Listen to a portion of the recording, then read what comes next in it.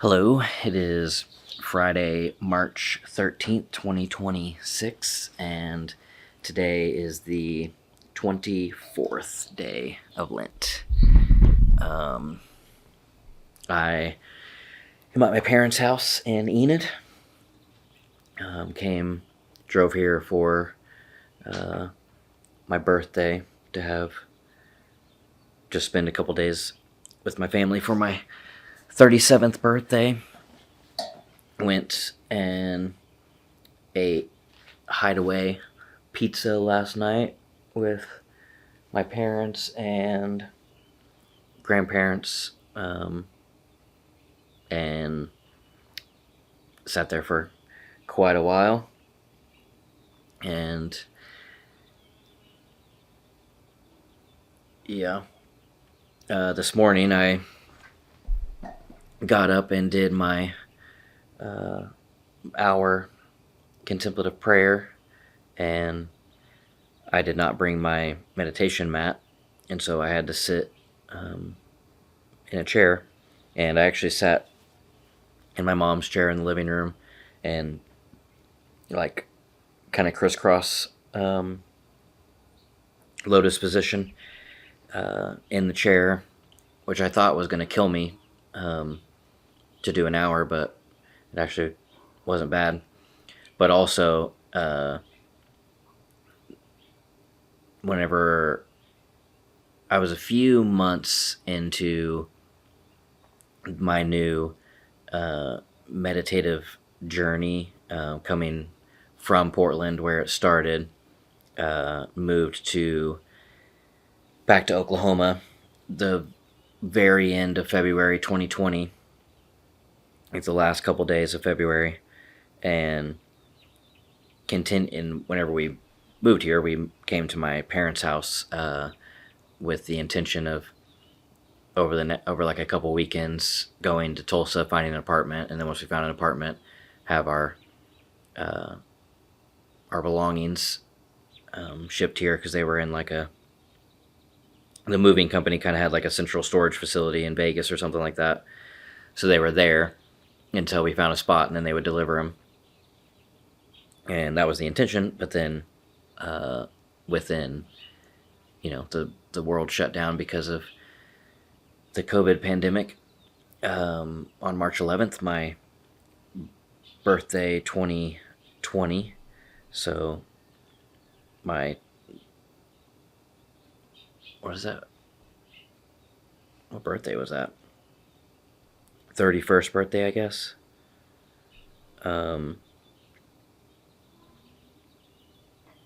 Yeah. And my 31st birthday, we went and had dinner at, what's it called? Napolis in Enid. And the world shut down that day, but Enid did not shut down that day. Yeah. But anyways, I'm being brought back to that because, one, I'm here, and two,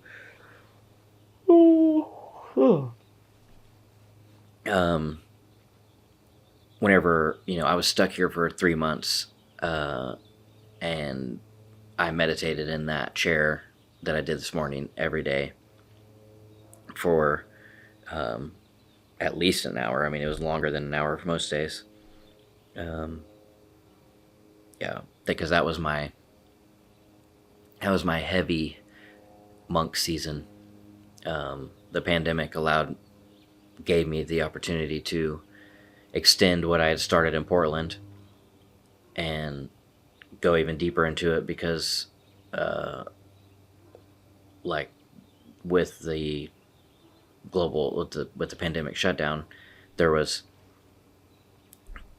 not only no expectation from me, but the expectation for me to not do anything. So I very much just devoted myself to the monk journey that I was on, which I use that colloquially, but would get up every morning and sit in that chair and sit in silence and stillness for, like I said, at least an hour. Most of the time it was longer than an hour, essentially until Sarah got up and came and tapped me on the arm, and I kind of would come out of it, and then I would drive her to Starbucks, and we would get our morning chai, and then you'd come back here, and then I would go on a long walk around Willow Lake, listening to Yes and Amen by Matthew Ziganis, and then I would listen to Turning to the Mystics with James Finley, and that was at least an hour that I would be on that walk, and sometimes longer, but it was always an hour. And then stayed pretty much completely off of social media and news. And then by the time all of that happened, it would be afternoon or lunchtime or whatever. And then in the afternoon, I would practice ukulele for 2-3 hours a day. Just another form of meditation. I did that every single day for 3 months straight. That would have been March, April, May. No, longer than that. Because it was all of March, April, May, and all of June. So 4 months, because we moved into the apartment I'm in now, July 2020. I'm going to double check that, but I'm pretty sure my lease is July, so I'm almost positive on that. But let's do July 2020. Yeah.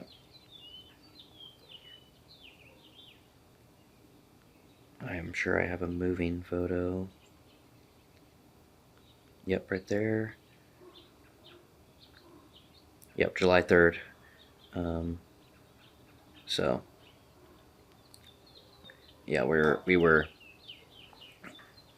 here for 4 months, and I spent a lot of time meditating in that chair. That's your pretty good meditation chair.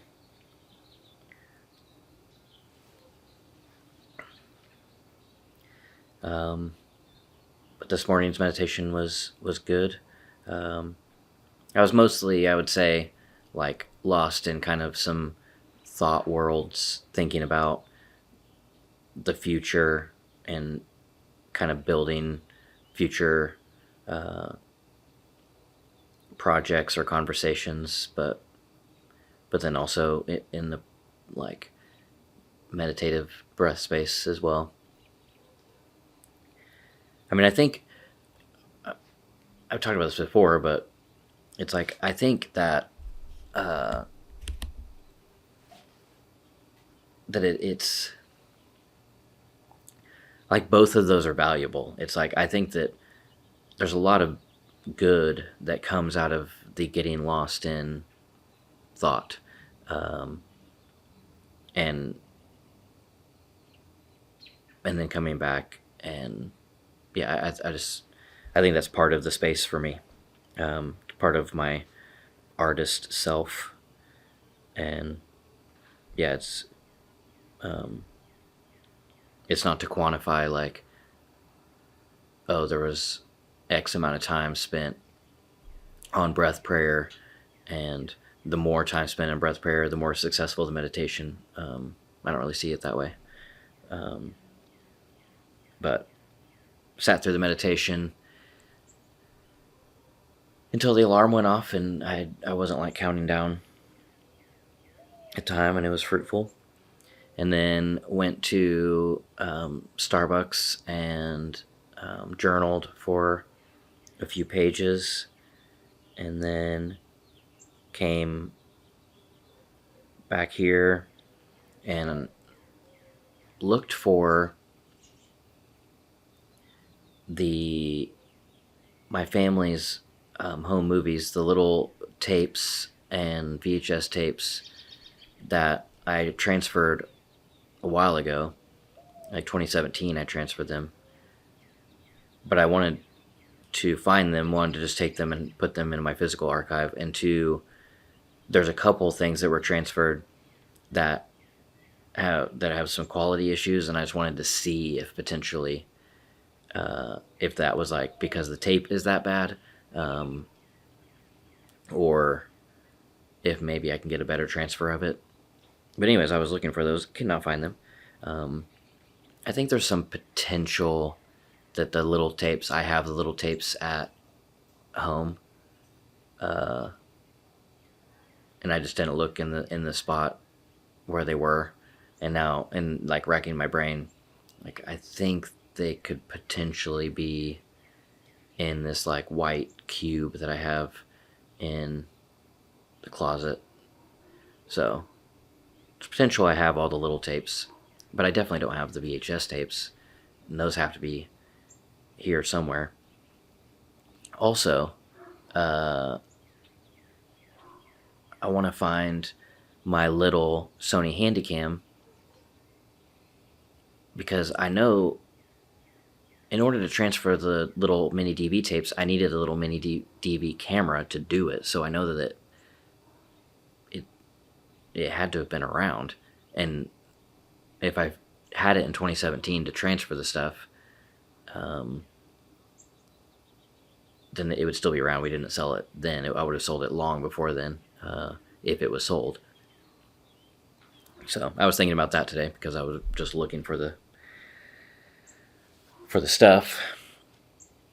And then at noonish or closer to 1, went over to my grandparents' house because I wanted to film them telling any stories they remember me as a kid. And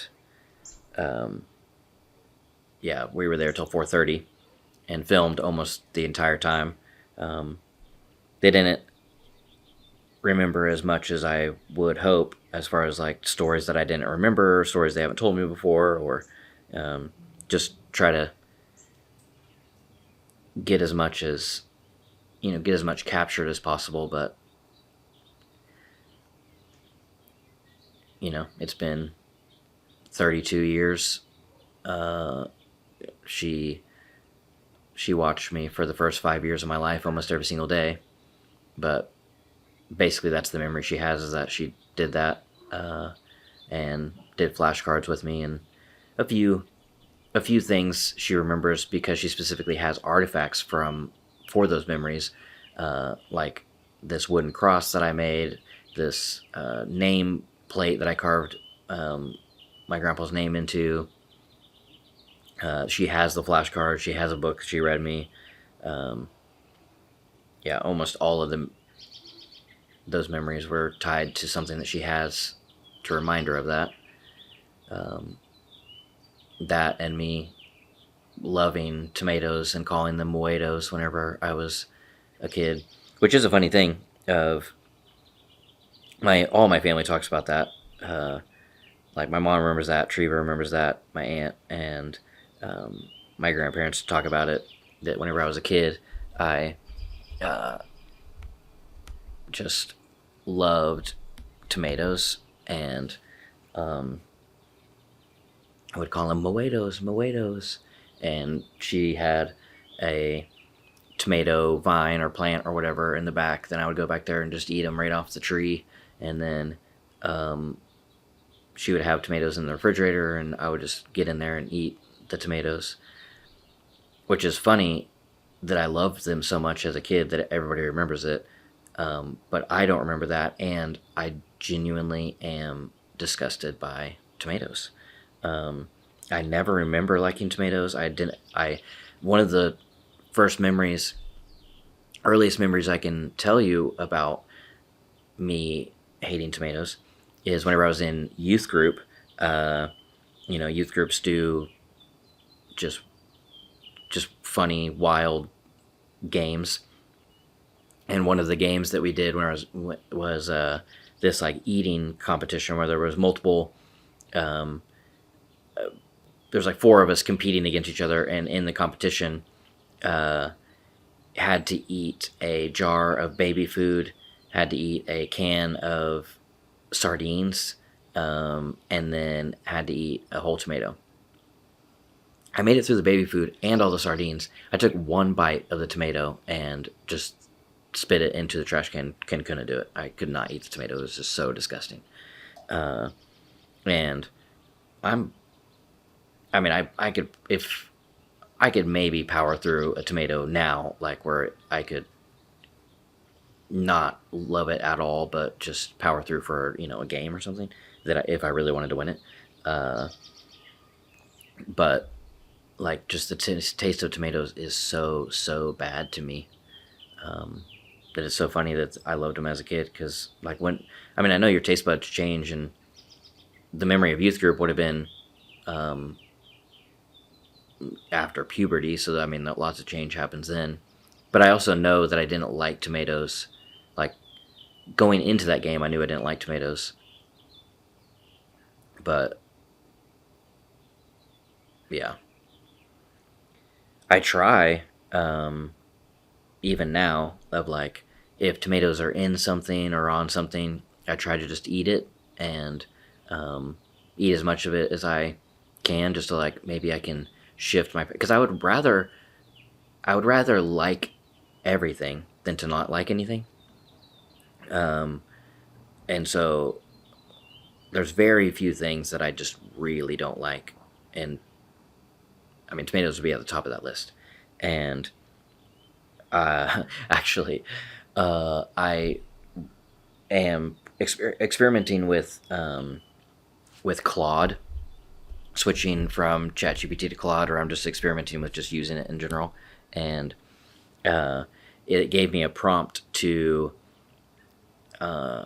give to ChatGPT to basically export all of its memories so that I can give them to Claude. And I did that, and Claude did a summary of what it learned from the ChatGPT export. And it was like personal preferences, hard passes, tomatoes, number one. Which is funny because I don't remember ever talking to ChatGPT about tomatoes or not liking them, but apparently at some point I did because it knew about it and wrote it down.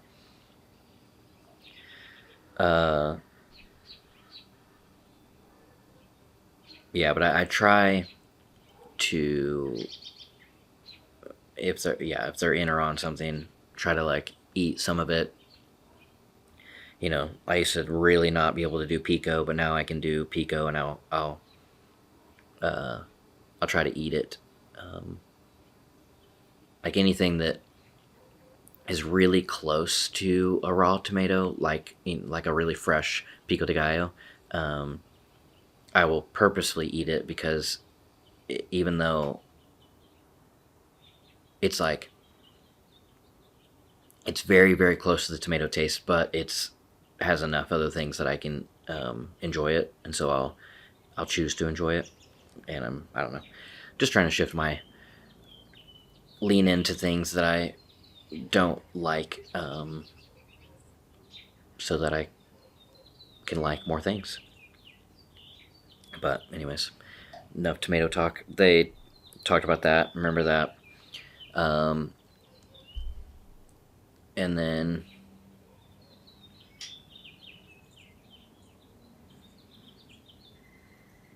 trying to think if there was anything they said that like I've never heard before. I know there was one thing. What was it?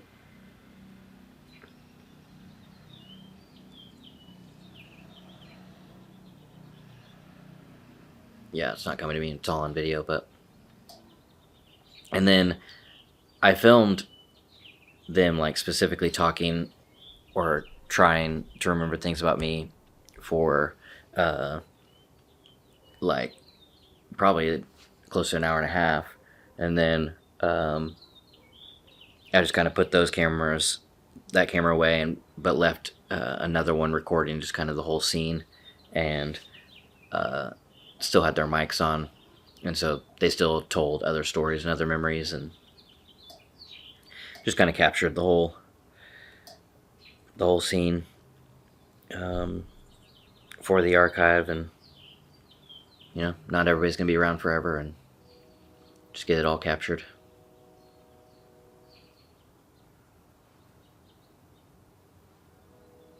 There's a bee or something buzzing around here like crazy.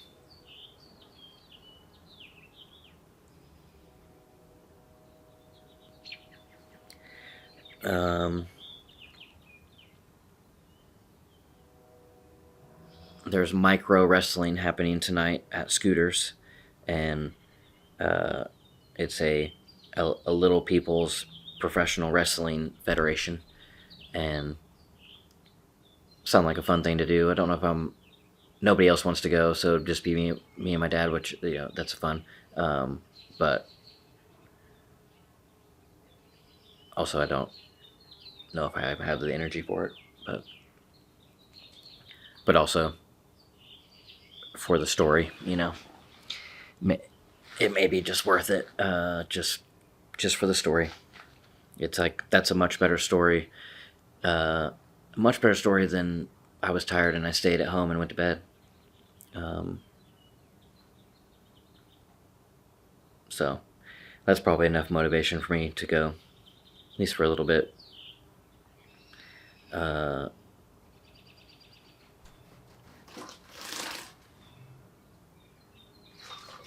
guess we got some birds living behind the speakers over there. I didn't realize it was going to be getting dark over the 30 minutes I guess I could have rationally thought about it, and the sun is literally going down as I'm talking.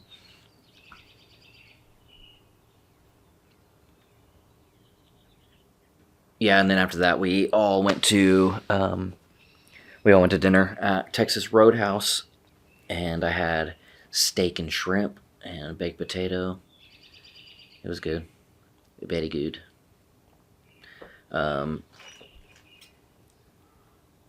I fasted lunch and only ate dinner, but we also, fine by me, we went at 4:30. It's wild how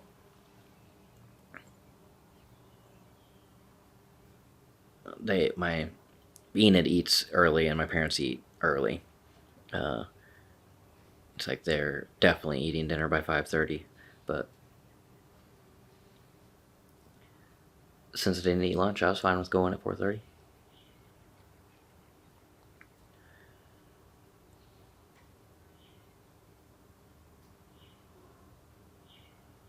Yeah, I'm just like kind of reflecting on sitting in that chair this morning and that whole 2020 lockdown season, of just how deep and still I got in that season.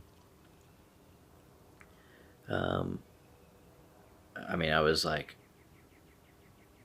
getting up in the morning to sit there and meditate was like, that's what I wanted to do. Like that was such a deep desire. I just found so much joy in that space that's exactly what I want. There was like nothing else could give me as much joy as sitting there and meditating. And I was just growing so much spiritually. God was speaking to me so loudly, and yeah, I had a lot going on. I was being expanded. Like it was a huge growth season.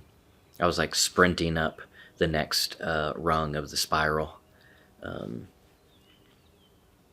Yeah, just so much. Such a good season with the Lord.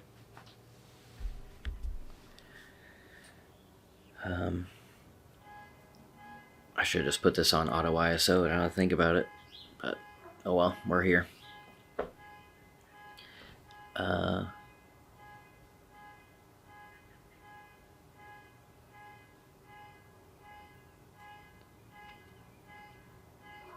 yeah, it's kind of fun. Of like, I feel like right now, I'm sitting here reflecting on this season of 2020 in 2026 as I'm doing this 40-day endurance Lent fast art project thing that is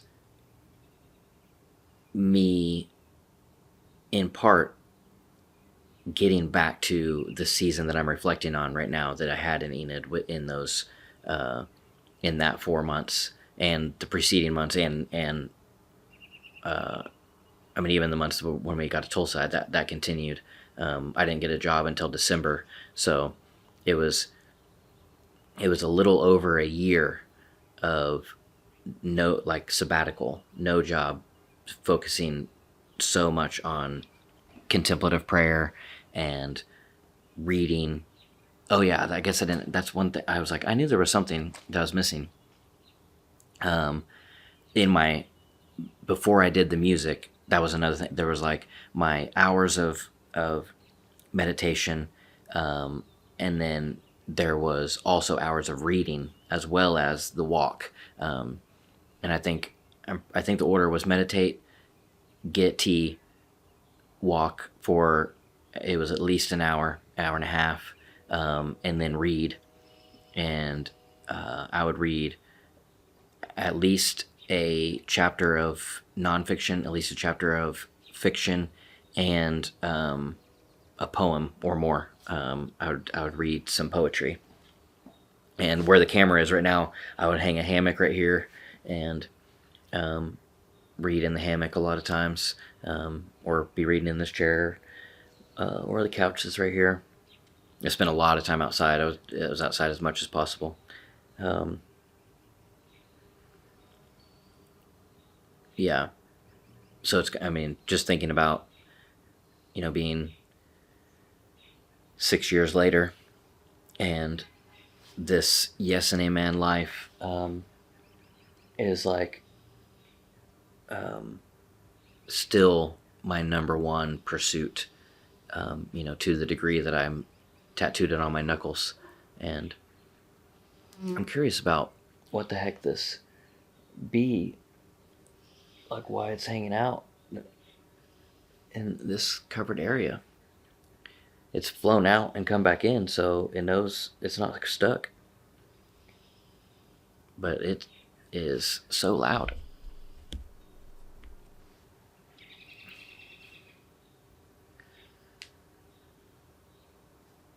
Kind of wild how loud it is. It's like if it's that loud to me, I wonder. Well, does it have ears? Is one question, and then the next is like, how loud is it to itself?